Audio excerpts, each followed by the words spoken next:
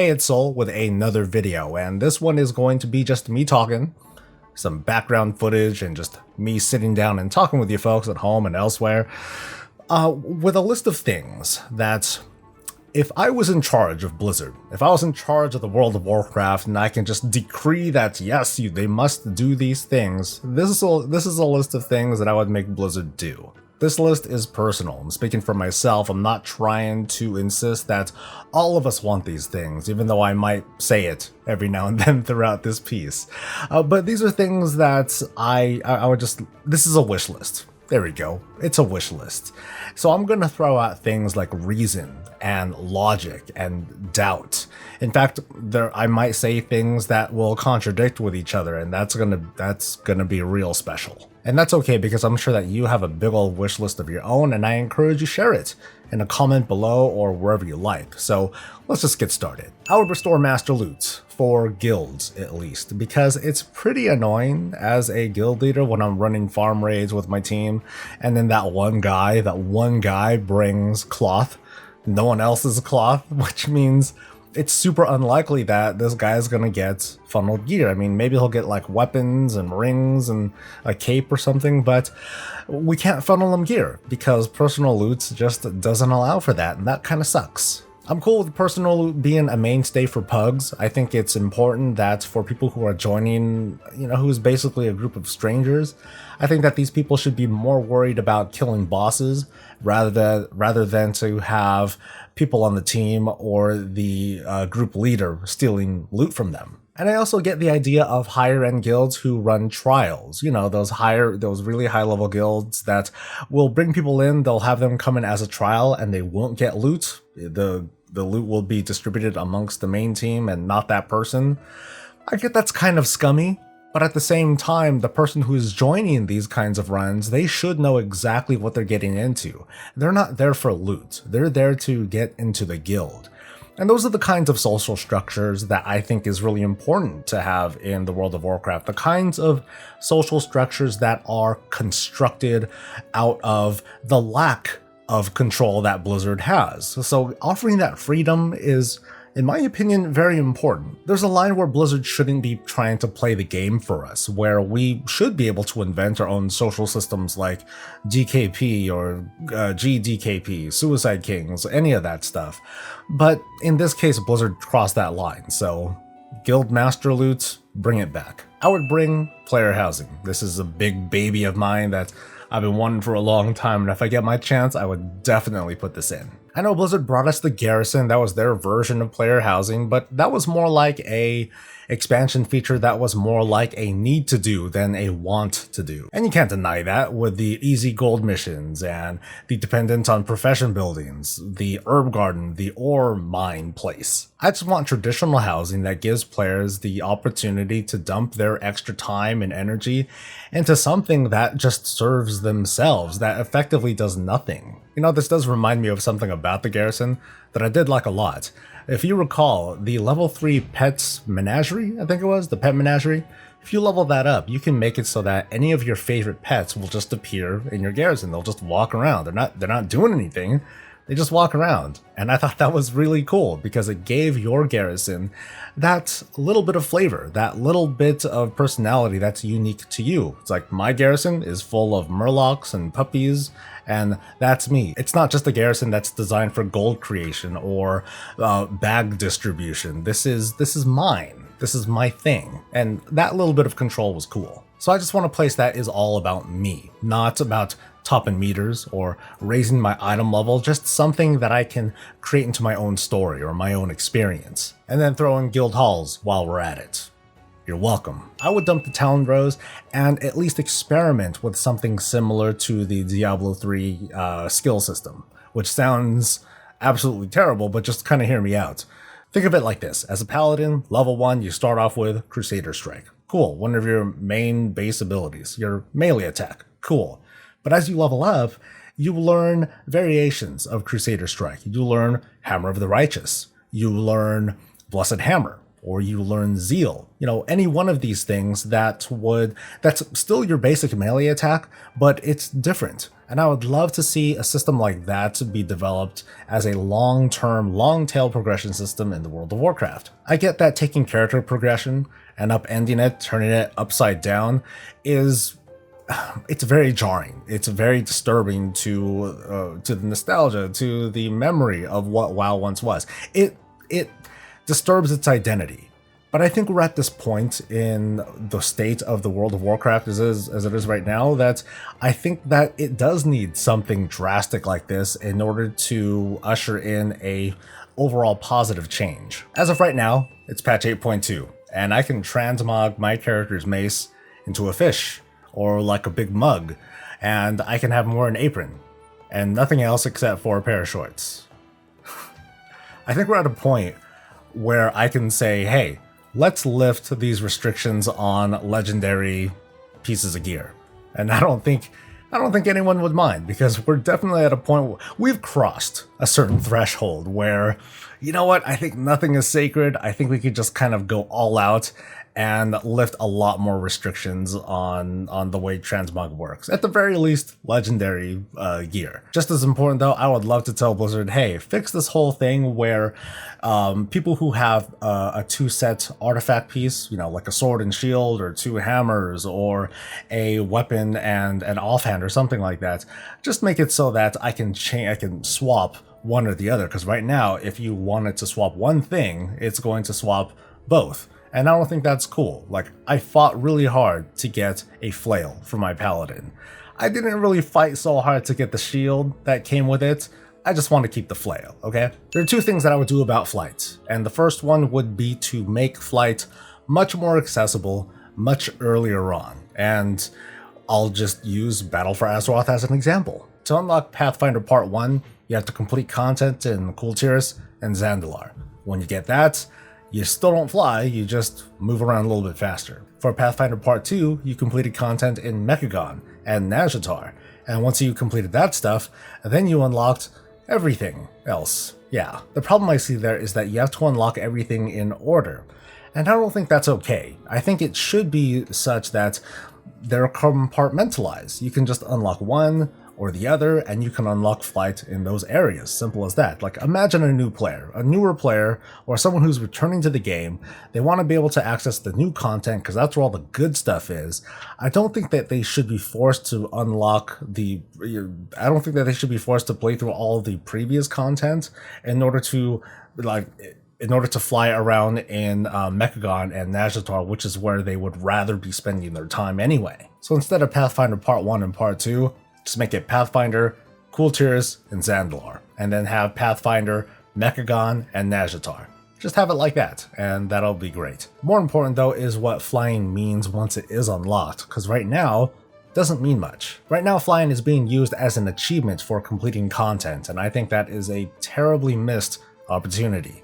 Flight did seem cool once. Like, we used it to, it was required pretty much to do Netherwing dailies, or to do stuff in Icecrown, things in Deepholm in the Cataclysm expansion, or to access the Tillers dailies or the Cloud Serpent dailies, things like that. But ever since Warlords, when Blizzard had to just kind of grumble and swallow their pride and re-implement flight after a lot of backlash, they just use it as an achievement to mark the end of content. Flying, in my opinion, feels like a gift that comes too late, and it mostly benefits our alt as we replay the adventure. I don't think that's okay. I think flying should be what lets us start a new adventure, let us access new things that we couldn't access before. I would redesign the Brawlers Guild to be something a little bit more hardcore and definitely more long-term, kind of like the Mage Tower. People's thoughts were a little bit mixed on the Mage Tower regarding its difficulty and the way it was implemented across the many specs and classes. But I think overall players were fairly united at what the Mage Tower represented, which was a celebration of a player's skill with their class. It's kind of like how it was with the Proving Ground, so why not go all in with that with the Brawlers Guild? I think that there ought to be more punishing mechanics or things that are more closely tailored to classes and specs to give that Mage Tower kind of feel, to give a very difficult challenge early on, that presents an opportunity for bragging rights for people who are able to complete the challenges early, but make it so that it's something that people can feel accomplished with completing, even all the way towards the end of the expansion, just like how that was with the Mage Tower. In fact, I would take that even further and introduce more single-player challenges, such as the Chromie scenario or the Withered Training scenario. I think it's a really good piece of content where you have a beginning, middle, and end to it. It's rewarding, it's something you can do on your own, and most importantly, it's something that you can finish, graduate from, and move on. Many of you are going to disagree with me on this one, and that's totally okay, but I think that when it comes to war mode, the motivations or the incentives of war mode need to be totally changed, as in what we have right now needs to be totally thrown out. I just don't think that these war mode bonuses and incentives are working out at all. They're bringing in the wrong kind of player. And that sounds kind of dumb, right? Like, if you take out those incentives of war mode, the 10% or whatever percent extra resources that you get and the extra quest that you get if you happen to be outnumbered, then what's the point of war mode if we're not getting those kinds of benefits? People would leave in droves. They would stop signing up for war mode and it would feel like a wasteland. Only there wouldn't be very many people left, which is the point. No one does battlegrounds because they want artifact power, right? They go for honor. They go for conquest. They go there for PvP related things. And that's kind of the direction that I'm trying to go in. So in war mode, instead of giving out additional bonuses to like XP or artifact power or gold or whatever, just give out PvP related stuff. Honor, conquest, PvP pieces of gear, and like that's it. And on top of that, maybe spice it up by making it so that PvP related gear, in this case the 7th Legion and the honor bound gear, give them some stat bonuses, for people that are wearing that sort of gear. The approach here that I'm trying to make is pretty simple. Basically, if you want to incentivize people to switch to war mode, focus on getting that core audience to switch to war mode. In this case, I'm talking about the PvPers. Cater to the audience, listen to what they want, please them, and hopefully they'll have fun. Because fun, just like frustration, is a disease that can spread, so just put more effort on the fun and see what happens. I would merge realms extremely aggressively. Now, there's no end to the complaints about cross-realm and phasing and sharding and the so-called lack of community. People have been asking to knock it off with this invisible hand, with the population control, all this dynamic stuff, but what's the root cause of all this in the first place? It's realms. Tons and tons of realms. 250 realms, actually, that without the systems in place that we have right now, they would be totally dead. They would be overrun with a single faction or both. I don't know who came up with the idea or the argument that, hey, if Blizzard merged realms, it's going to make them look bad on the news. People will be talking a lot of smack. And I don't really buy into that at all. Like I said, there's about 250 realms in the US alone, although they're not really 250 realms, it's more like 100 or so because of coalesced realms. That's Blizzard's way of merging realms. But even then, there's still massive population imbalances, so it's confusing. You're trying to choose a realm that is good for you, and you're trying to choose between two realms. You're not quite sure, but without even knowing that maybe those two realms are actually the same. They're just coalesced and it's not being properly identified. So instead of 200 something realms or 100 realms that are coalesced, why not just aggressively merge them into a few dozen realms? This is just a big housekeeping job. But that's just step one of what needs to be done. On top of that, I would propose, and this is a little bit experimental because it's not out yet, I would recommend following Classic WoW's suit and using some sort of schedule where, after a while, just stop phasing. It's no secret that the first few weeks or months of an expansion, there's a lot of interest. People are diving in, trying to check things out, but then there's an inevitable drop-off, just like how it's going to be with Classic WoW. So I would propose that after the first major patch of an expansion, just turn off phasing. Totally. Now, that sounds kind of crazy, but it wouldn't be so crazy if step one took place, if there was a very aggressive merge of many realms together. And afterwards, if there's like a big patch coming in or something like that, would it really be so bad to encounter realm queues for a little while? Is that sort of inconvenience so forbidden that Blizzard is willing to go through all these different hoops and implement all these different bits of technology and confuse players with the merging and the phasing in and out and all the bugs that come from it? Is that really worth realm queues? At the very least, I would say we should give something like this a shot. After the first major patch of an expansion, don't split players up. Don't force them together.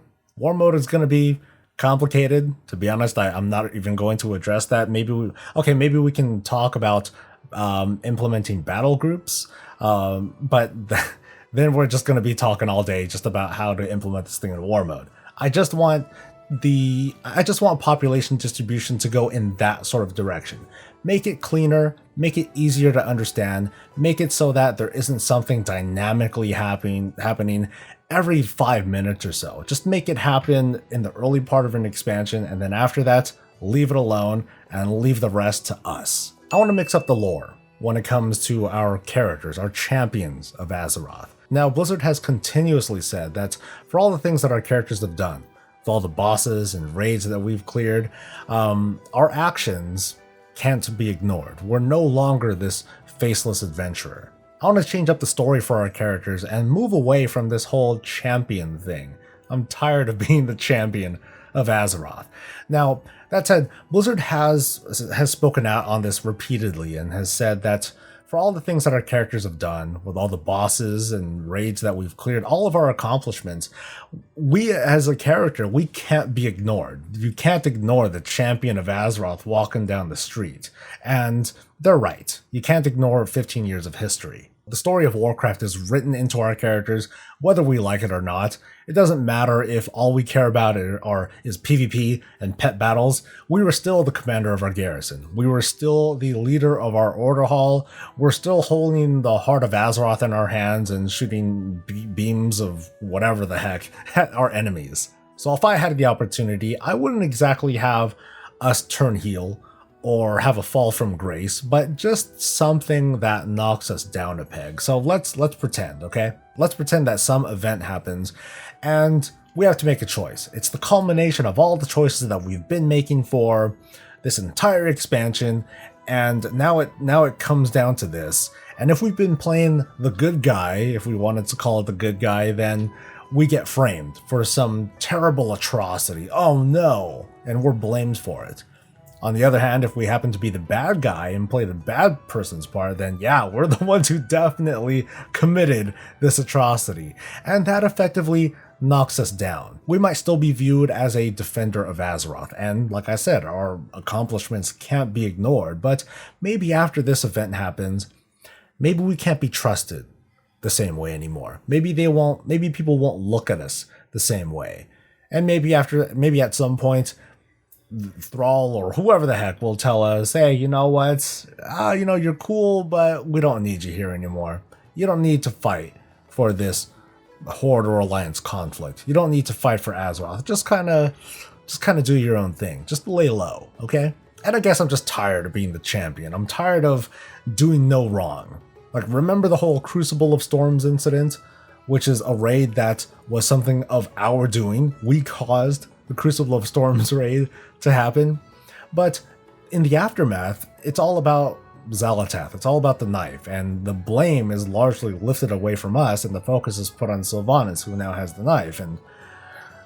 But we just didn't do anything wrong. That doesn't make sense to me. I want to pull our champions down from that pedestal and give them a intimate and a humble story. Just a good old-fashioned adventure with a mystery to solve, a villain to beat up, and loot to find. That's it. There are a lot of people who want Reforging to come back. That was the ability to take secondary stats, a portion of secondary stats, and reallocate them to other areas. That's something that I've resisted for a long time because, well, there's no real reason to. Originally, Reforging was mostly designed to trade off extra hits and expertise. because those stats literally were useless if you happen to have too much of it. So you would take those stats and you would reforge it into something more useful. These days, people take that argument and use it as a form of customization and optimization.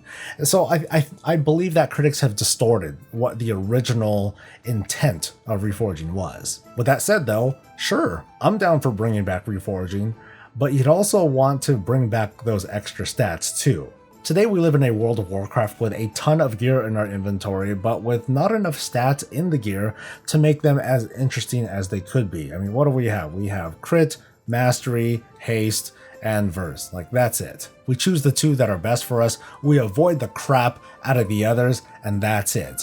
But bringing back other stats like the hit, expertise, dodge, parry, defense rating, that makes things a lot more interesting. Because some of those stats were absolutely required until they weren't required. So you definitely wanted to dump those off. So sometimes you might need to trade off some of your best stats in order to get hit. Because without hit, well, nothing else matters. I think it would be really cool to bring back the idea of a dodge or a parry tank, or even a hit capped rogue, which wasn't really a good idea, I don't think, but having the agency, having the freedom to do that if you wanted to, I think that's important to have as well. I would tell Blizzard to design expansion features that are actual features, as in locations, rather than features that are built into our characters. I would have Blizzard clearly define what expansion features are in the game. I can look back at previous features like the Tiller's Farm, the Garrison, and the Order Hall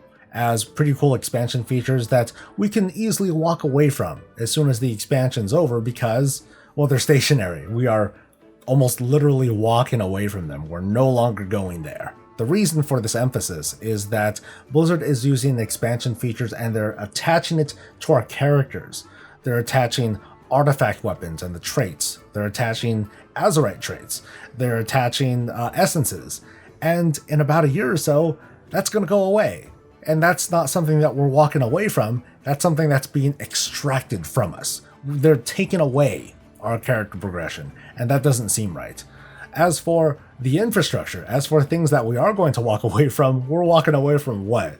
The boat. The mission table on the boat. Ooh, big deal. I can't stress enough that I really want a big revamp on character progression. This is really, really important to me.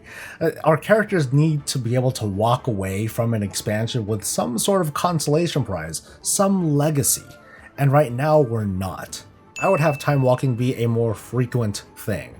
Right now, it's at a 4 or a 5 week schedule, and every time we have a new expansion coming, we have something added to Timewalking. So I think that gap should be shortened to 2 weeks. Just have it done every 2 weeks. Because on top of that, there are a lot of people that gripe about leveling too. Leveling is too tedious. It's a chore.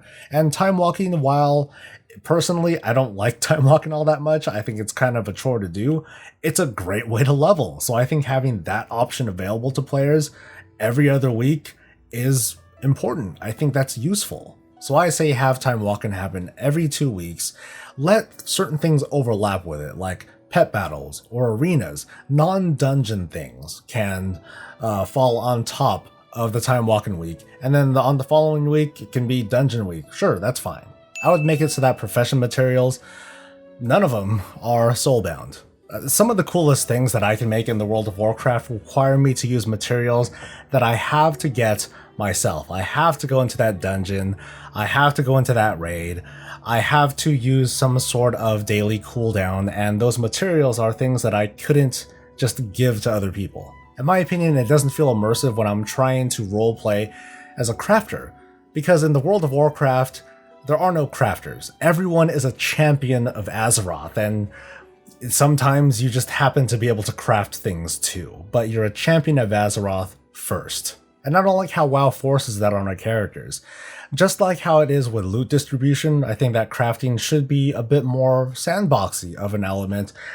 It's just that it's throttled with these character-bound resources. On the other hand, I would find it pretty scummy if there was a single person or a single guild that monopolized a certain trade resource or a trade good because they alone are able to acquire this. They repped up faster. They're the more progressed guild, and they're raining down these materials at ridiculous prices. But there's a certain charm and realism and roleplay to that. They earned that the right to dictate their prices. Just like, and I should have the right as a person of economics to be able to just pay those people for whatever materials that they get, so that way I can make cool things and then sell those things to others. I think it's important to give players an opportunity to decide, hey, you know what? I think that adventuring and crafting can be mutually exclusive, depending on the character that I want to play. This is going to be the last one, but I gotta include this one. It's like my classic. We gotta have a new guild finder. Blizzard has done a lot of work at setting up the handshake, as I'm going to call it. It's the brief interaction between players as we get together for that temporary dungeon run, or the LFR, or that slightly harder world quest. They've been making it more convenient and more robust by developing metrics and ratings and algorithms and dynamic systems, but they haven't done nearly enough to help people find a long-term relationship with a guild. I mean, it's 2019 and we're still using trade chat to spam for messages, dude. It's been 15 years. We're still doing the same crap. Or trying Reddits or message boards, hoping that one of these boards or websites will take off as to be the place to gather when you're trying to commerce and trying to find guilds. You know, this is something that I thought of and it's really sad, but I think it would be kind of effective if Blizzard used the pre-made group tool and they added another tab down there. So PvP, dungeons, whatever, but add guild finding to that. And then people can just kind of post their guild and talk about, hey, we're recruiting for this. They can filter by item level. People can kind of search with a keyword. And that honestly would be more effective than what we have now. That's really sad. But I don't want that. I want a proper guild finder that people can use so they can search for me by by certain keywords or certain days, but more than just weekdays and weekends, or to search by preferences, or if I am LGBTQ friendly or something like that. And as a guild leader, I want to look for people who are interested in looking for these long-term relationships. I want to be able to sift through a list or otherwise search based on similar parameters, people who are looking for a certain schedule, people who have a certain description, and I'm using keywords to search. I would lock a bunch of Blizzard devs in a room and I would not let them come out until they have something. Some sort of direction to go in that facilitates a handshake, not just for the quick dungeon run or the quick carry through whatever, but to develop a long-term social connection. And those are all my things. That's a piece of my wish list. And of course, I encourage you to share your own in the comment below. But otherwise, thank you for listening. Thank you for watching, and I hope to see you next time. Until then, stay safe, stay happy, and stay breezy.